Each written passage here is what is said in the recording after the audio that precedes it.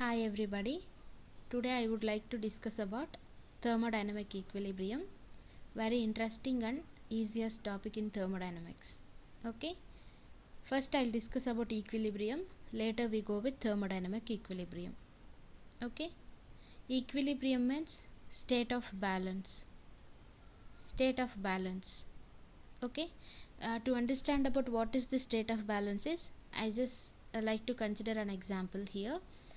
You just consider one rod, iron rod. You take iron rod as an example. One end of the rod should be heated up. Okay. If suppose at one end the temperature is 20 degrees and at other end, as it is heating, temperature may reach 40 degrees centigrade. Okay. At one end it is 20 and at another end it is 40, and of course we are all knows that heat always flows from higher temperature body to the lower temperature body, and here for the rod at one end is lower temperature and at another end is higher temperature, so heat will flow from 40 degrees centigrade towards 20 degrees centigrade. Okay. And when it reaches 30, then there will be no transfer of heat from one point to another, because the state of balance exists there.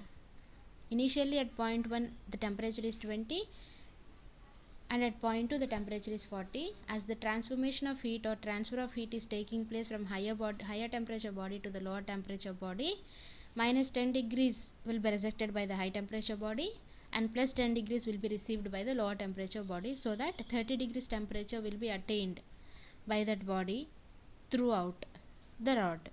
Okay. As it reaches the equilibrium state, then at state 1 and state 2 there is no unbalanced potential to flow the heat from one point to another. Means state of balance is existing there, and that state of balance is nothing but equilibrium. And thermodynamics deals with equilibrium states or state of balance, and a system is said to be in equilibrium state when there is no unbalanced potential. Unbalanced potential is also called driving force. Okay. When there is no unbalanced potential within the system, then the system is said to be in equilibrium state. Okay. If there is no unbalanced potential existing, then no transfer of any property is taking place, or no change in the properties of that substance is taking place, so that we can say that the state is in equilibrium condition. Okay. I'm again repeating, a system is said to be in equilibrium state when there is no unbalanced potential within the system. It means the intensive properties are same throughout the entire system and there is no tendency for a change of state. If two systems are in the same intensive state, they are in equilibrium with each other. In the same way, if the system and its surroundings are in the same intensive state, they are also in equilibrium state. Okay. If there is no unbalanced potential exists, then either the system within the system equilibrium condition exists, or with the system and its surroundings equilibrium condition exists. Okay. And I'd like to discuss about this equilibrium condition with an example. Okay. Let us consider a steel glass. Let us consider a steel glass full of hot milk kept in open atmosphere. It is quite obvious that the heat from the milk shall be continuously transferred to atmosphere till the temperature of milk, glass and atmospheres are equal. During the transfer of heat from milk, the temperature of milk could be seen to decrease continuously. Temperature attains some final value and does not change anymore.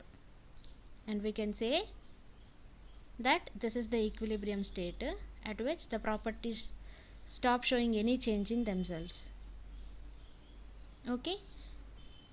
Now we'll discuss about thermodynamic equilibrium. Thermodynamic equilibrium is said to be or a system is said to be in thermodynamic equilibrium if it satisfies thermal, mechanical and chemical equilibriums. Okay,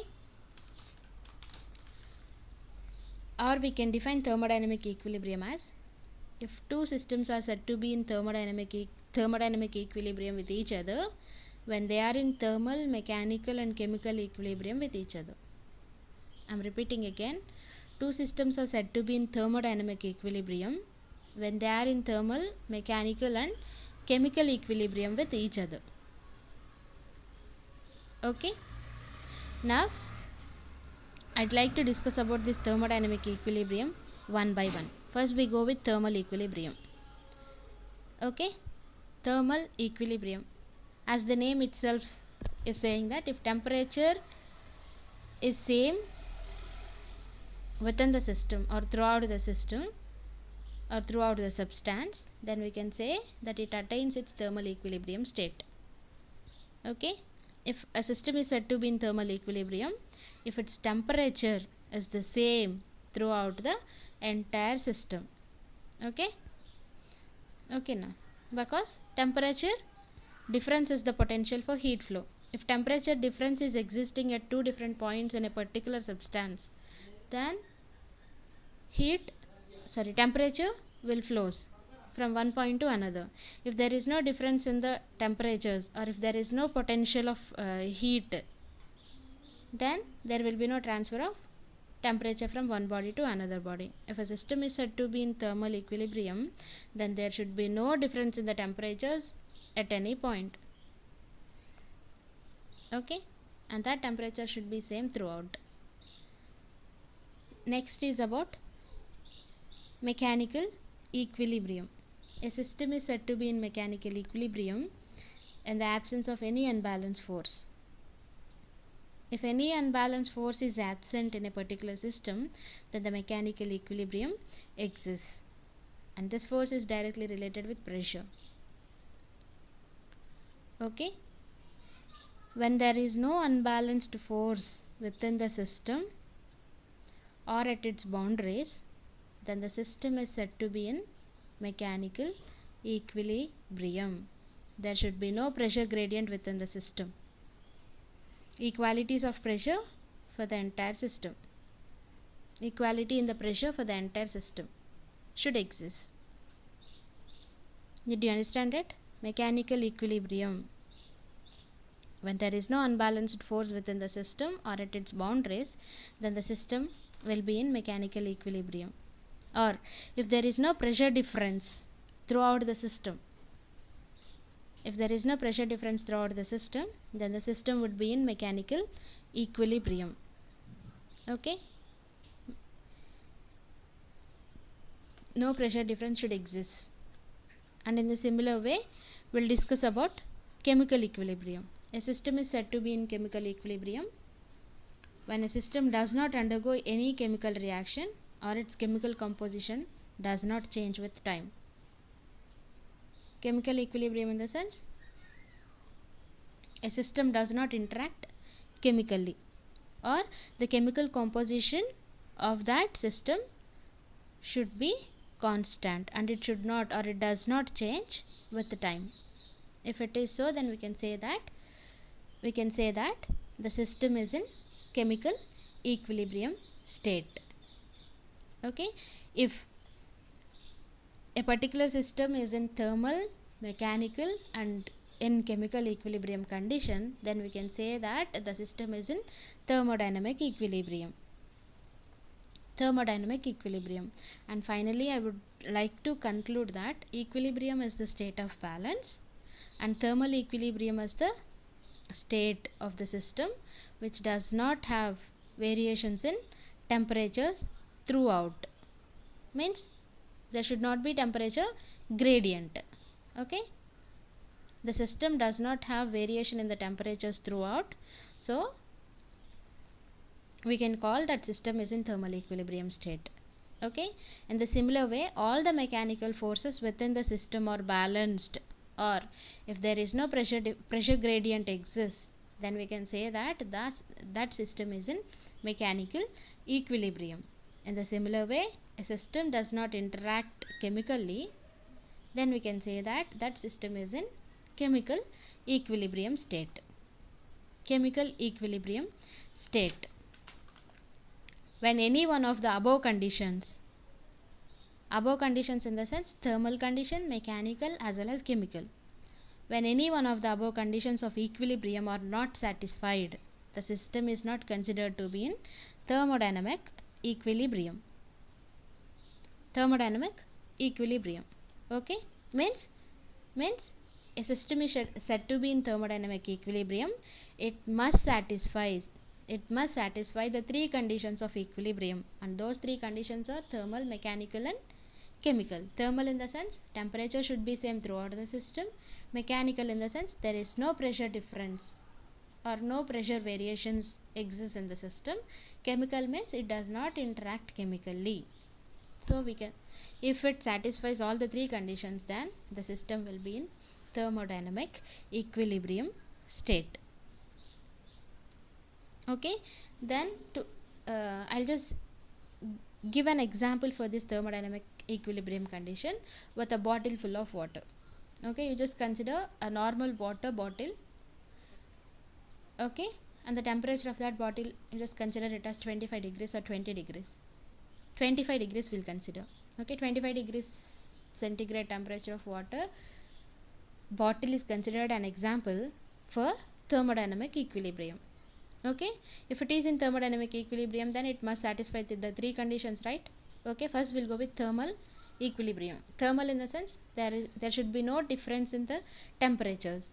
Means at the bottom of the bottle, you just calculate the temperature exerted by the water at the middle of the bottle and the same way at the top of the bottle. If at all the three conditions the temperature remains same, if the temperature remains same, then we can say that the water is in thermal equilibrium. Okay, or calculate the temperature of water within the bottle, and you just calculate the temperature of the surroundings. If the surrounding temperature as well as water temperature in the bottle is same, then we can say that the system and the surroundings are in thermal equilibrium. Okay, as 25 degrees centigrade of water bottle will be in thermal equilibrium with the surroundings also at a particular state or at a particular atmospheric conditions. Okay, next, mechanical equilibrium. Mechanical in the sense there should be no pressure difference. Of course, for the entire water bottle, the pressure, you just calculate the pressure again at the bottom, again at the middle as well as at the top. If the pressure exerted by the water is same, then we can say that that water is in mechanical equilibrium with each other. Sorry, mechanical equilibrium state. Okay, now and again chemical equilibrium. Of course, water's formula is H2O, means it does not change its chemical property or it does not interact chemically.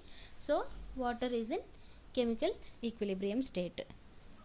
Now a bottle full of water which is at 25 degrees centigrade can be considered as an example for thermodynamic equilibrium because it is satisfying all the three conditions of equilibrium. Okay, equilibrium is the state of balance, and thermodynamic equilibrium, when it satisfies the mechanical, thermal and chemical equilibriums with each other, then we can say that it is in thermodynamic equilibrium. When any one of the above conditions or conditions of equilibrium are not satisfied, the system is not considered to be in thermodynamic equilibrium. And thank you for listening.